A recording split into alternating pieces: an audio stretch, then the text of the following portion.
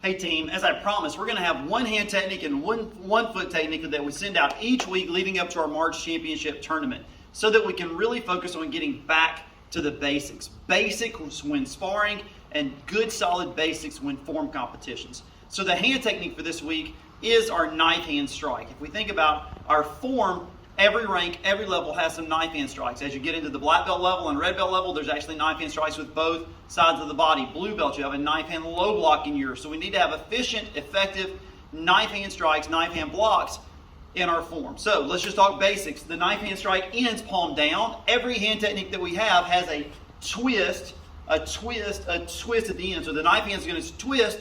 It has to look like this right before it hits the bag, palm up. It prepares palm up on my neck, elbow up, other hand on bottom, palm out, so that one will twist back to my belt. As I strike, it hits right below the pinky finger, comes back up, palm up, strike. Mistakes common to see, fingers loose, path coming here instead of straight out.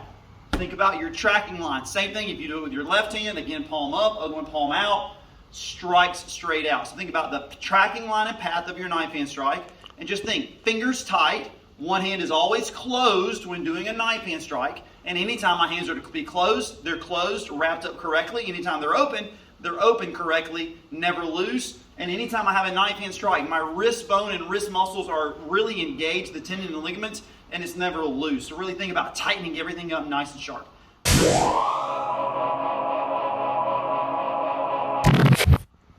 All right, here we go. It's back to basics kick of the week, and that is our side kick. Again, the first kick in our Tiger Rock form is a side kick. And also, one of the most effective sparring techniques to keep your opponent at bay is a side kick. So we're just going to talk about how we do it in the form.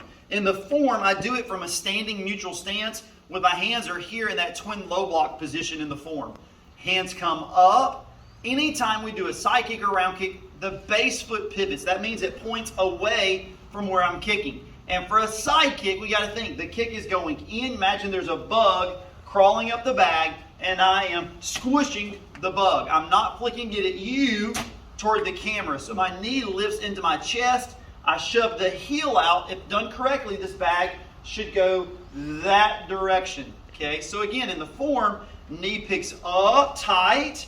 Hands are in a kicking position or a good position where I can block. The other hand's here. This backhand doesn't drop. I shove the heel out, retract it back, and then I'm ready to go. In the form, of course, then you put that together with our hand technique of the week, which is a knife hand strike. Just think about your side kicks. Here, lift, chamber, shove, hand stayed up as I go, retract back in and set it down. Never kick and just let it fall.